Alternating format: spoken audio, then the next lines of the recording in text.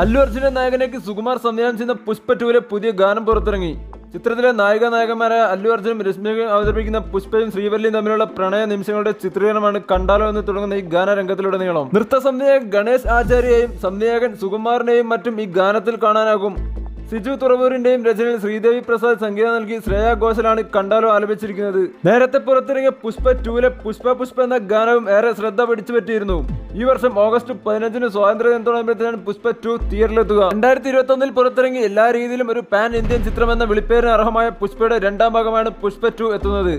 പുഷ്പയിലെ mass ഡയലോഗുകളും ഗാനങ്ങളും ഇന്ത്യയുടനീളമുള്ള cinema പ്രേമികൾ ആഘോഷമാക്കിയിരുന്നു. മലയാളി നടൻ ഫഹദ് ഫാസിലും പുഷ്പയിലൂടെ പാൻ ഇന്ത്യൻ തലത്തിൽ ശ്രദ്ധിക്കപ്പെട്ടിരുന്നു.